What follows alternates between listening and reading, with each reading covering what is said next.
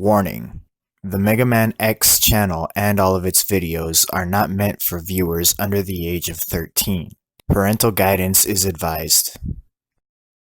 Hey guys, be sure to visit my Facebook page store where you can buy anything figure related directly from me. I have a wide variety of figures, accessories, anything ranging from Hot Toys to SH Figuarts, Figma, and third-party items as well.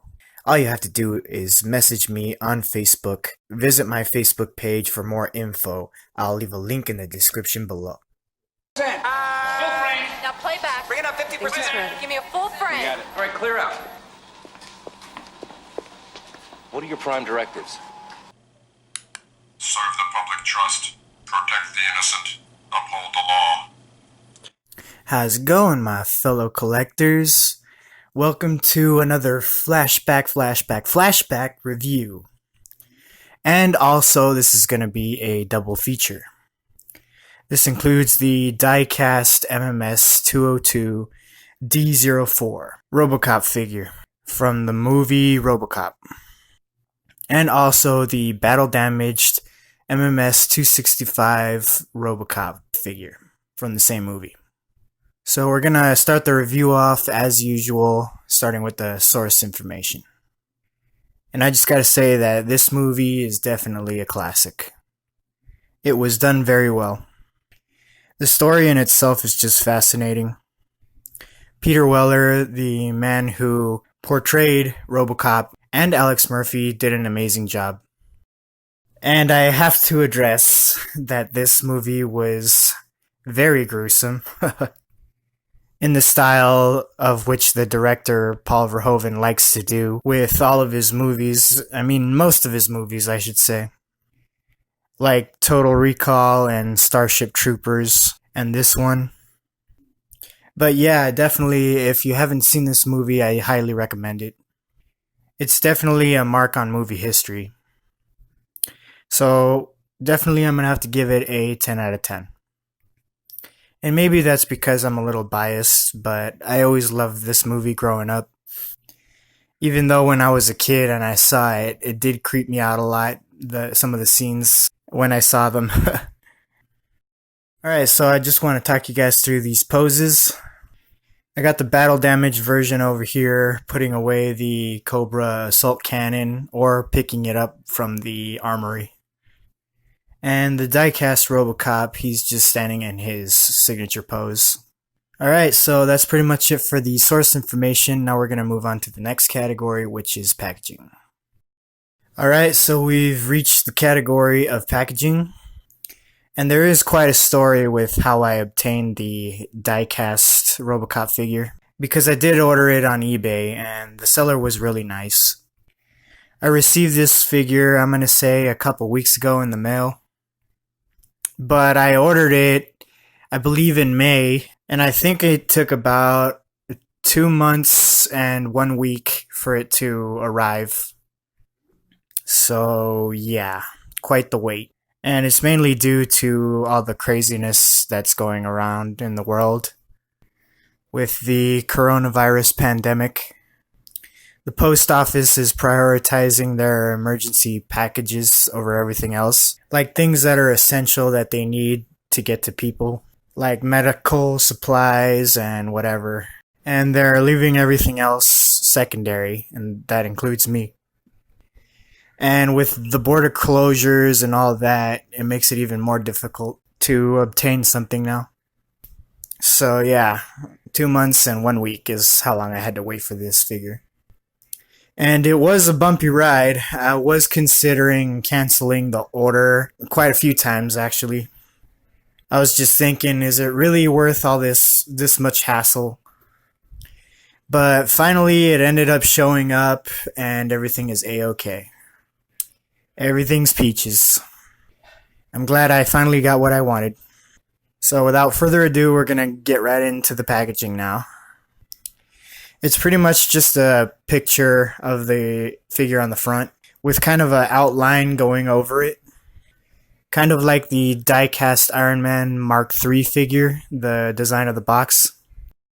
It's similar to that box. You got the title here in front, MMS 202 DO4 RoboCop 1/6 scale collectible figure. Movie Masterpiece Series Diecast. Hot Toys logo on one corner and the Movie Masterpiece logo on the other side. And since it took so long to get here, the post office didn't treat it very well. You can see that the corners of the box are crushed. So yeah, they didn't really handle it with care. But whatever, I care more about the figure than the box. You can see a little crush on this corner as well. And then on this side, you get a continuation of the image on the front with his arm here. And then again, it says MMS 202 DO4 RoboCop 1/6 scale collectible figure. Nothing on the bottom. And it's the same thing on this side, except this time it's showing his shoulder here. And then on the top, again, you get the logo, MMS 202 DO4 RoboCop 1/6 scale collectible figure. And then nothing on the bottom. And then on the back, you get the cast and crew responsible for making the figure. I'm going to zoom in and you guys can take a picture if you guys, or pause the video if you want to see who's responsible for making the figure. You get the RoboCop logo on the top.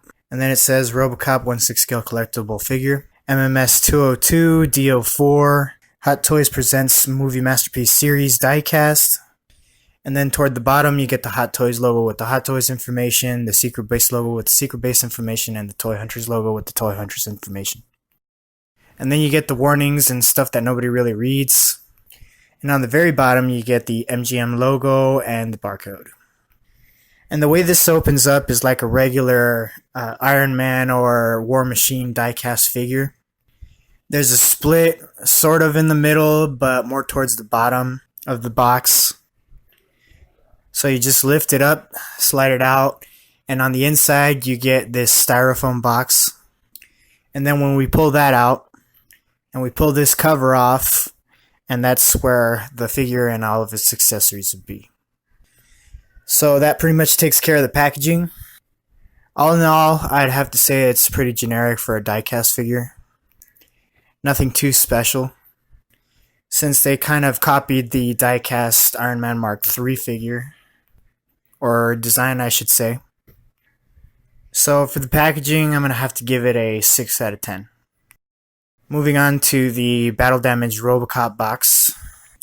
And as you can see, this one is a little different. There's still a picture of the figure, or I should say the head sculpt, on the front.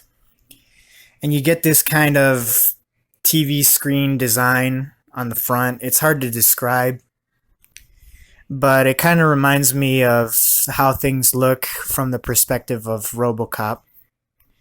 Like a TV screen with the lines on it. And then in the middle you get the RoboCop logo, and it says Battle Damage version. And then on the bottom, it says MMS 265 1/6 scale collectible figure. And then the Hot Toys logo on one side and the Movie Masterpiece logo on the other. And then on this side, you get a little stripe going across the box. But it pretty much just says the same thing, RoboCop Battle Damage version, MMS 265 1/6 scale collectible figure. And it's the same thing on the other side. And then on the top, again, it says RoboCop Battle Damage version. And on the bottom, it's the same thing. And then on the back, you get the OCP logo on the very top. And right below that, it says MMS 265 1/6 scale collectible figure, RoboCop Battle Damage version. And then you get the Hot Toys logo with the Hot Toys information, the Secret Base logo with the Secret Base information, and the Toy Hunters logo with the Toy Hunters information. And then you get your warnings and stuff that nobody really reads. You get the MGM logo and then the barcode on the very bottom. And as you can see on the box, it says 2015. And I believe the diecast version also came out around the same year, but a few months earlier. So yeah, these two figures are 5 years old. And I do regret picking up these two figures when I had the chance when they were first released, because now they're double the price of what they were. I'm just glad I finally got my hands on them and I didn't have to pay the outrageous price that they're going for right now. I got a decent price on them. It wasn't too high or too low. So yeah, I'm happy. So once we open up the cover on this box, you get a slip cover. And on the very top, once again, we get the OCP logo. And below that, you get the cast and crew responsible for making the figure. And if you guys want to read that, you can go ahead and pause it right now to read it on up. And then once we remove the slip cover, you can see the blister carrying the figure and all of its accessories. So for the packaging, this box gets a 7 out of 10. Because it's a bit more unique than the diecast version. Alright, so with that, we're going to move on to the next category.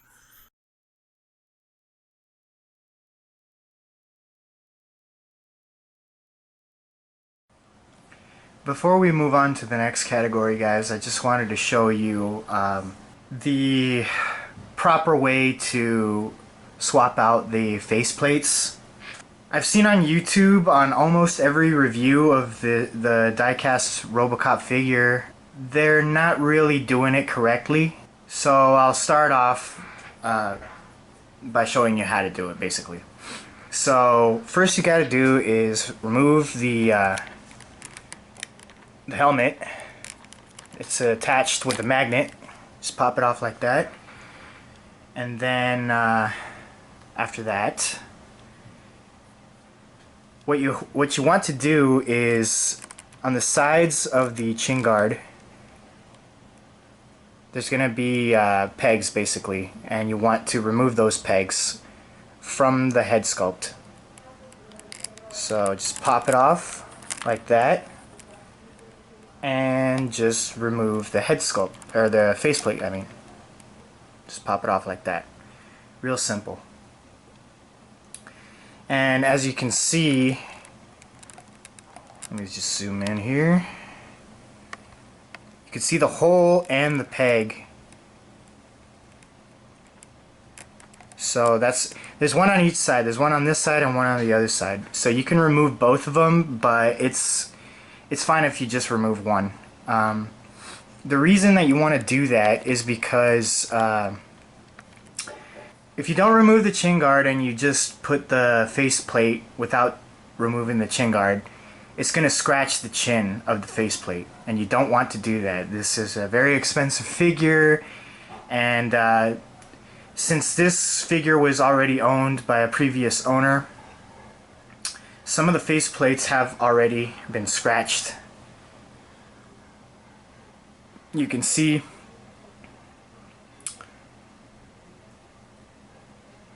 on that faceplate, and it's even more scratched on this faceplate. So there's that. And that's pretty much how I received this figure. Those scratches on the chin were already there because I don't believe the previous owner knew how to swap out the faceplates. So that might end up happening to you if you don't follow these instructions. By removing the chin guard, you could save yourself a lot of pain and a lot of trouble by not scratching the chin of your faceplates. So after you remove the faceplate, you just pick whichever one you want and sort of move out of the way the chin guard, insert the faceplate, and make sure it's all the way down. And then once you have that secure, you just pop the peg of the chin guard back into the peg hole on the side of the head sculpt, like that. And there you go. And now all you have to do is put the helmet back on, just like that. And there you go. That's pretty much it. So yeah, like all the reviews that I was watching for this figure during the time that it came out, I believe the first batch of the RoboCop figures, they didn't have the removable chin guard. So maybe that's why people couldn't swap out the faceplates properly. But I believe by the second batch of RoboCop figures, once those came out, that's when they added the removable chin guard. But people were still swapping out the faceplates without removing the chin guard. That's why I always say that it's very important to read the instructions that come with the figures, because that tells you everything you need to know. So there you go, guys. Just wanted to put that out there because every time I saw one of those reviews and I saw people with scratched chins, and they were also not changing the faceplates out properly, it would just make me cringe. And I just felt that it was necessary to let everyone know. So that's me looking out for all my fellow collectors. Alright, now we can move on to the next category.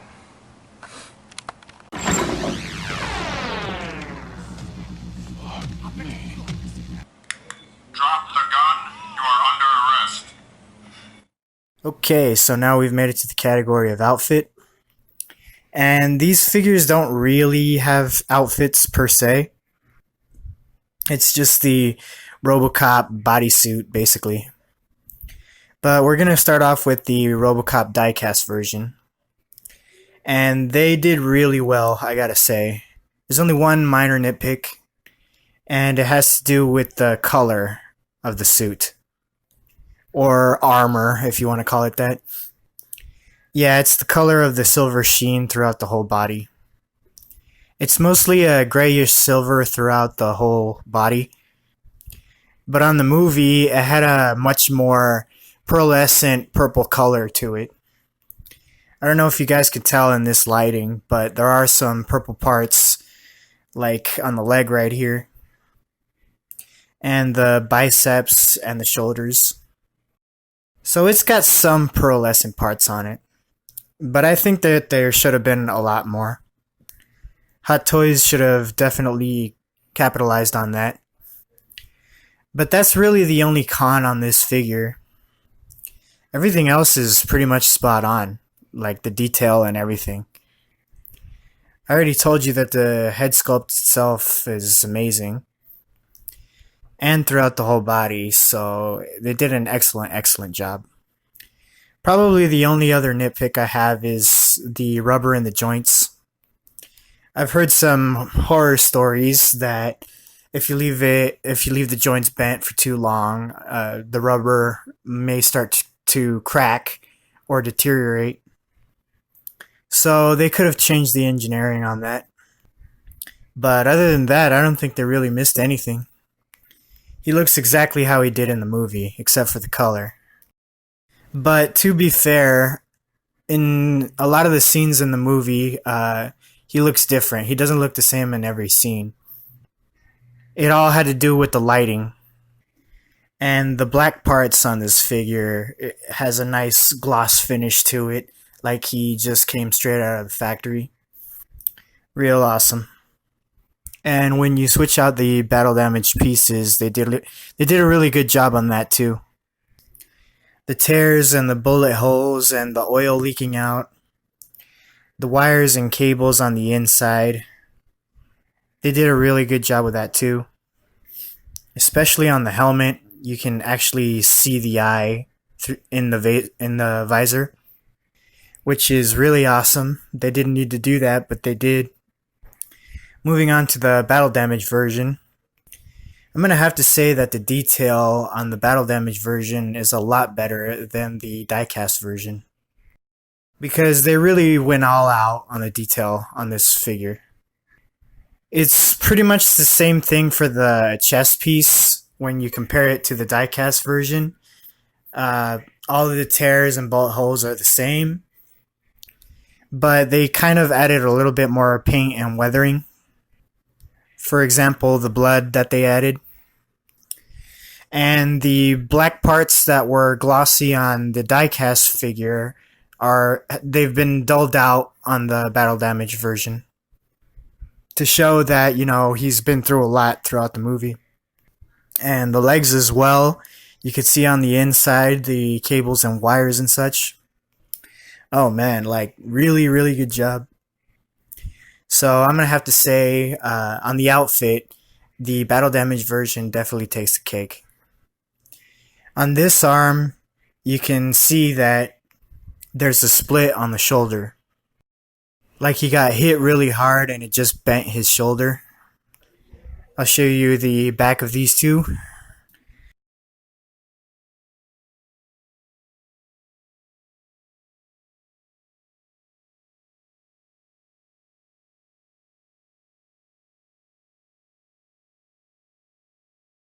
Also, the leg compartment where he stores his gun.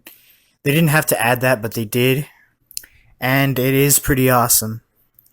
Especially with the functioning doors that can open and close.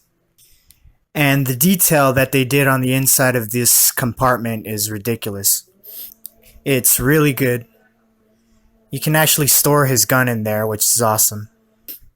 And that function is on both of these figures, so this leg can open up too. So for the outfit on both of these figures, for the diecast version, I'm going to have to give it a 9 out of 10. Because they kind of missed the mark with the color scheme on this figure. But on the battle damage version, they got it spot on. So I'm going to give that a 10 out of 10.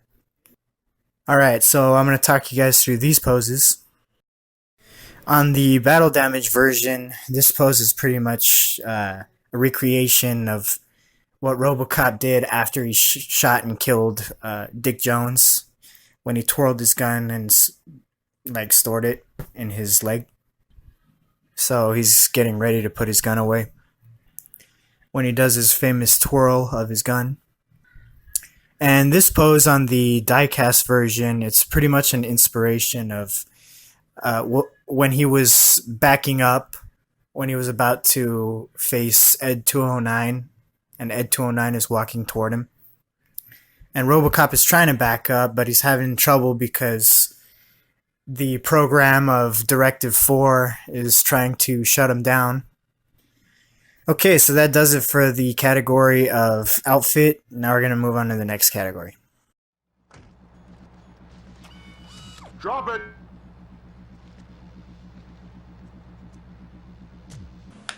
Dead or alive, you're coming with me. Okay, so now we've made it to the category of articulation. And sorry to have to tell you this, guys, but this is where the score for these two figures is going to have to drop. These two figures don't have very much articulation at all. But before we start talking about the articulation, I just wanted to mention something that I forgot to mention earlier. The diecast parts on this figure, it's basically only got 4 parts that are diecast.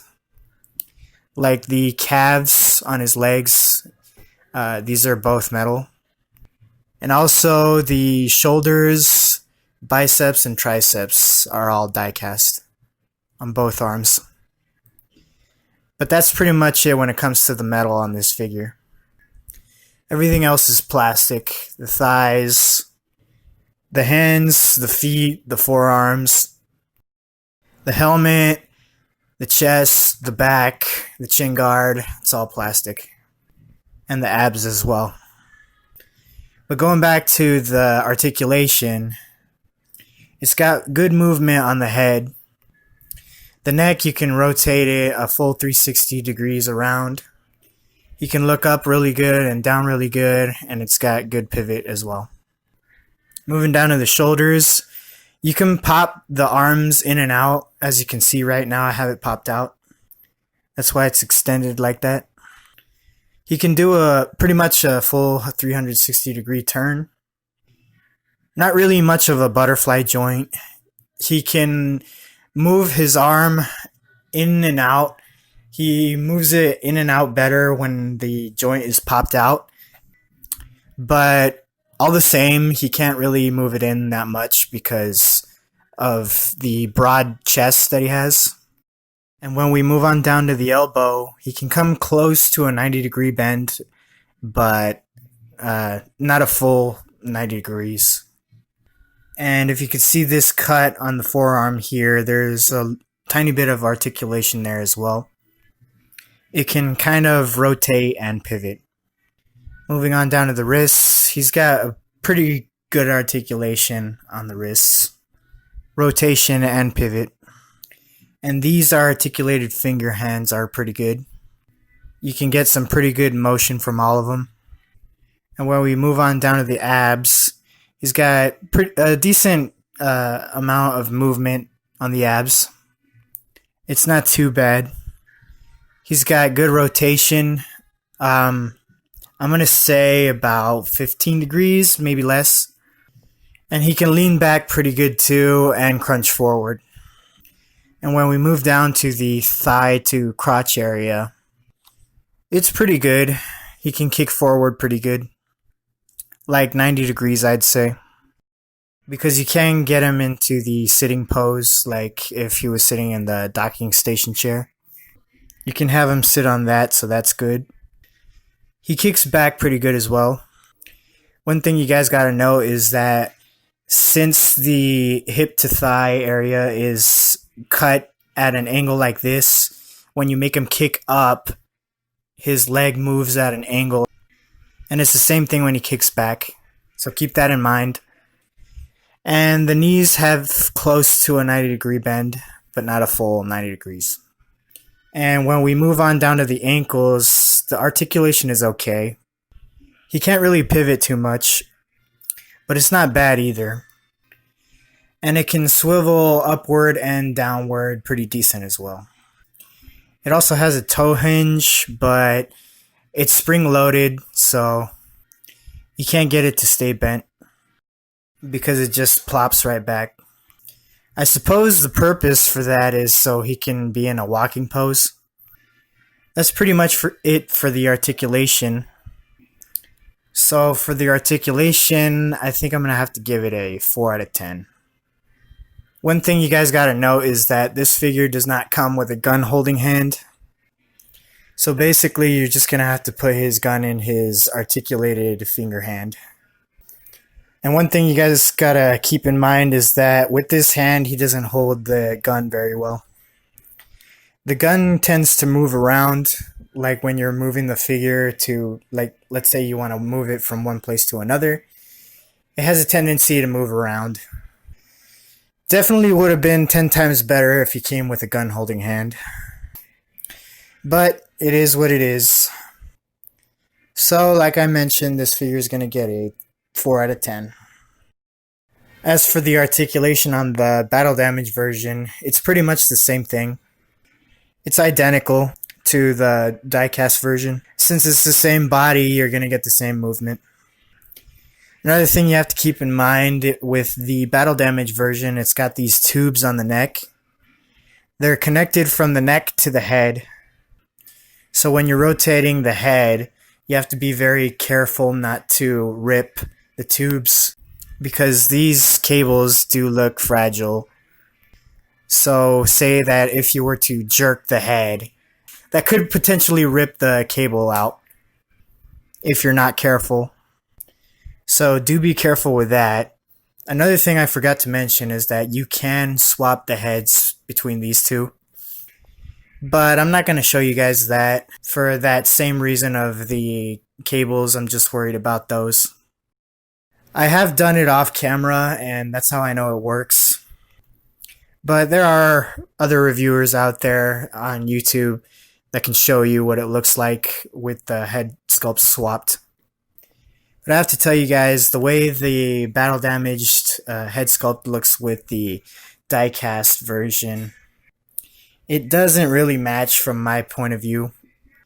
It doesn't match with the outfit.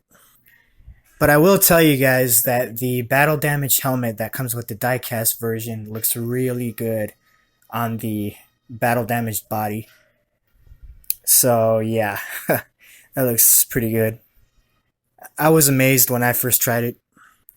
So yeah, that does work.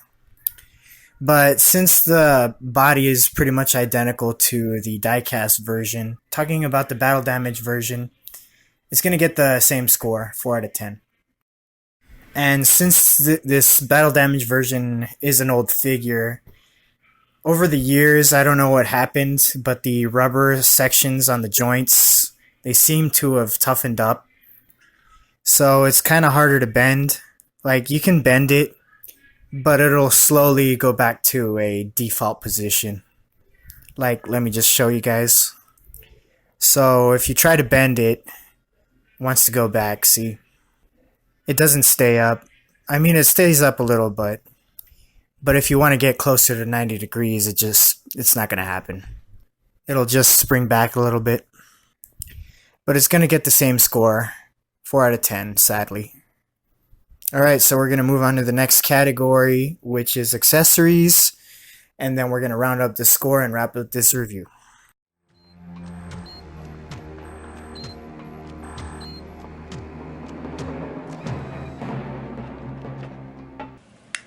Come quietly or there will be trouble. Okay, so we've reached the final category, which is accessories.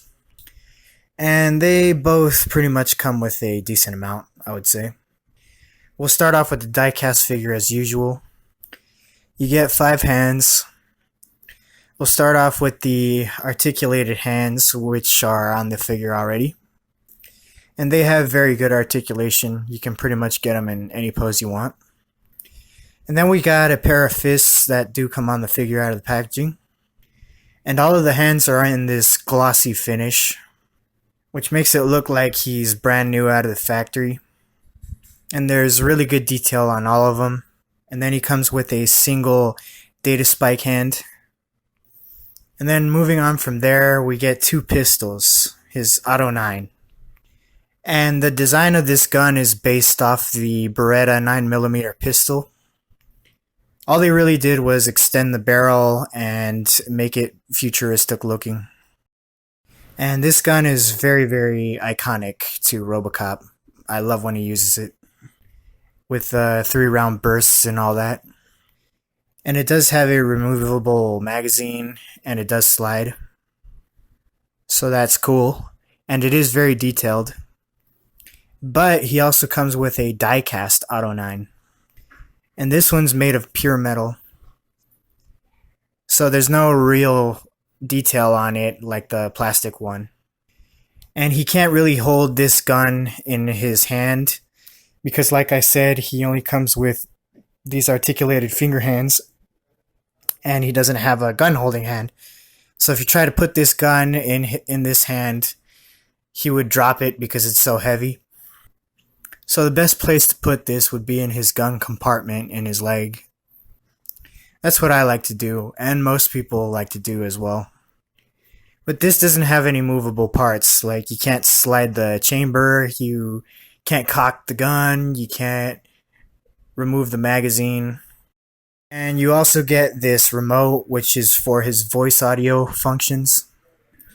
So if you push the B and O buttons, Thank you for your cooperation. Good night. he'll talk. And I think it's awesome. He comes with 6 quotes from the movie. And I don't know why, but people tend to complain about that function. They say that only kids' toys come with that function. But I disagree. I like that function. You know, he's got a lot of good quotes in the movie, so why wouldn't you want to hear him? I mean, why wouldn't you want a feature like that? The only quotes that I wish that were included with, other than those 6, were the quote, "Drop it," and also the quote that he says to Lewis, "I must go. Somewhere there is a crime happening." So yeah, I love that feature. But apparently a lot of people have a problem with that feature. But not me, I think it's awesome. So yeah, it comes with this remote for those voices. And it also comes with 3 button cell batteries for this remote. But the figure also requires batteries. But the figure doesn't come with those batteries. You're going to have to get those separately. And those batteries are a Type N. It's basically a battery that's the stubby version of the AAA. They're a little bit shorter than AAA.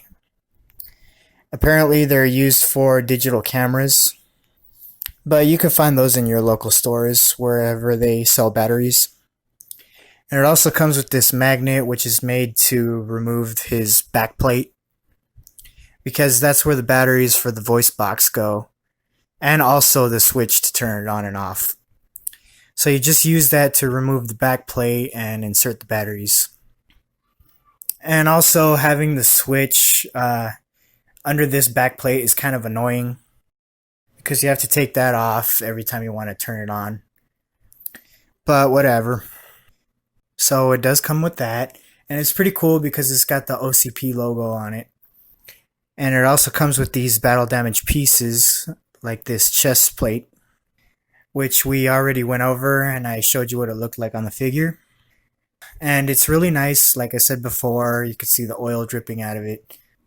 The bullet holes, the tears, the cables, and the wires. You can also see the hole here, and that's made like that so you'd be able to hear the voice audio clips, because that's where the speaker box is located. So it comes with that and the battle damaged helmet. And like I told you before, you can see the eye through the busted visor. Can't really see it right now, but if you look on the bottom, you can see that it is attached to the helmet. So a really good detail on both of the helmets. They got the right shape and everything. It's awesome. And we also get 4 faceplates. It comes with the neutral faceplate. It also comes with the talking or shooting face. When he shoots his gun, sometimes he makes that face. And he also comes with what I like to call the Directive 4 face. Because, you know, when he's in pain, he usually looks like this. Like when he has the nightmare on his docking chair. And when he's about to be shut down by Directive 4, he makes his face. And he also comes with this base, which has the OCP logo on it. And the RoboCop logo on it too. And it doesn't light up or anything like that. It's just a basic octagonal base. It has been scratched up over the years, because the feet tend to slide on it. If you own this figure and you don't have any scratches on this base, I congratulate you. I would recommend putting a layer of plastic over this base so he doesn't scratch it up. I had to switch out the post which holds him up, because I don't like the crotch grabber that comes with the figure. It's just a basic crotch grabber like the battle damage one has. He doesn't stand very securely on it, so I switched it out with this pole with a C-clamp on it that other Hot Toys figures have. So he's very, very secure now. He doesn't slide around or anything. So yeah, I can't think of anything else this figure could have come with, because that's basically everything he used in the movie during this stage where he's brand new out of the factory. So yeah, good job Hot Toys on this figure. So I'm going to go ahead and give the accessories a 10 out of 10. So we're going to move on to the battle damage version, and we're going to start off with the hands.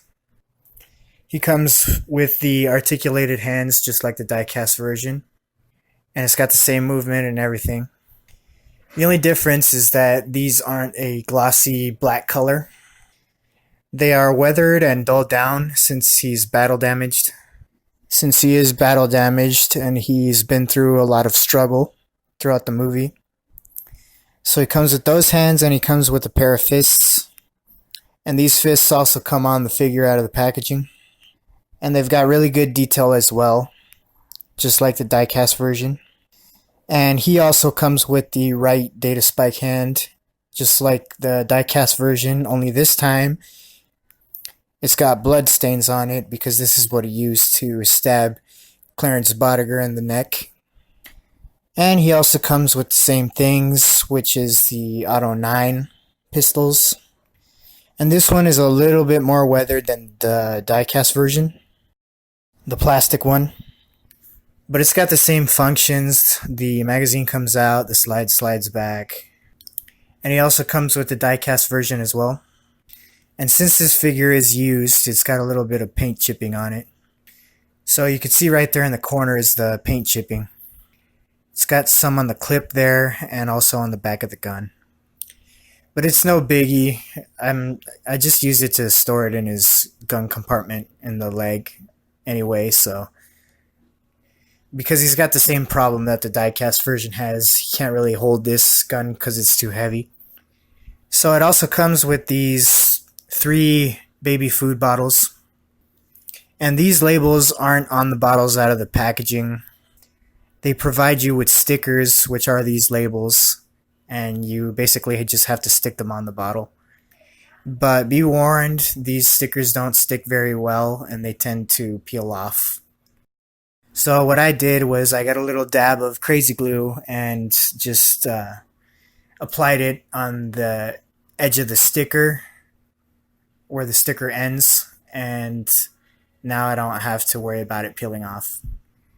And you can kind of see right there that there's a brown substance which is supposed to represent the baby food. And it also comes with this ginormous Cobra assault cannon. And it's very nicely painted. It's got some weathering, as you can see. As you can see, it's got some paint chipping, but that's normal. That's how it's supposed to come. That's how it looks in the movie. Worn and weathered. And it's got all the normal functions that any Hot Toys gun would usually has. It's got a removable magazine, and the chamber does slide back and forth, as you can see. It is spring loaded. So if I pull it back, you can see the bullet. You can't really see it right now on camera, but if you had this in your hand, you'd be able to see the bullet. Also, the kickstand does have some articulation. You could fold it in and out. RoboCop does use this gun at the end of the movie. He uses it to blow Ed 209's head off. The scope's really nice too. You could see they put a lens on it.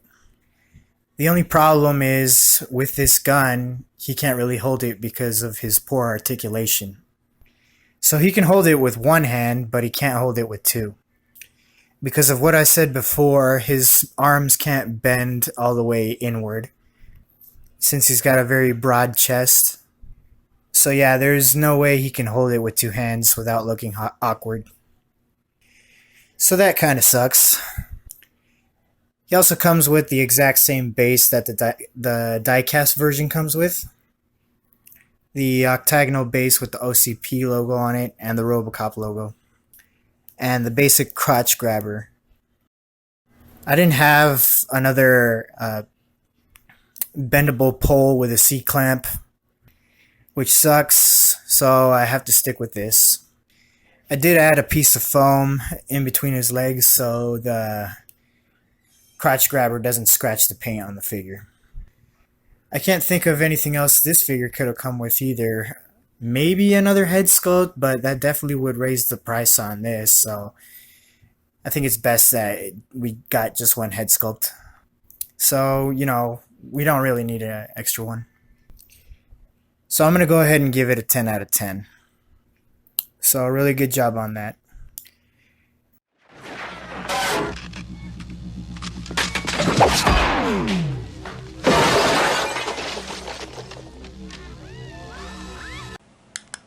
you for your cooperation. Good night. Alright guys, so to round up the scores and wrap up this review, the diecast RoboCop figure gets a 39 out of 50. It suffered a lot on their articulation. And the diecast RoboCop gets a 41 out of 50. It also suffered a lot on the articulation as well. But still guys, these are one-of-a-kind figures. So they have to be among my favorites that Hot Toys has ever made. You guys have already heard me praise the head sculpt on this figure time after time. It's one of the best that Hot Toys has ever done. And this one is really awesome as well. So if you got the money, you could always pick them up. but I'm glad I'm finally able to add these to my collection. When this figure was first announced about 6 years ago, I did put my pre-order in with Sideshow, but like an idiot, I canceled it. And once time passed, I did regret it afterward. And now I'm just glad that I was able to pick it back up. Alright guys, so that wraps up this review, and I want to thank you all for tuning in. If you haven't subscribed to my channel, please do so. If you liked the video, please give it a thumbs up. But until next time guys, I shall catch you later on the tube. Alright, bye guys.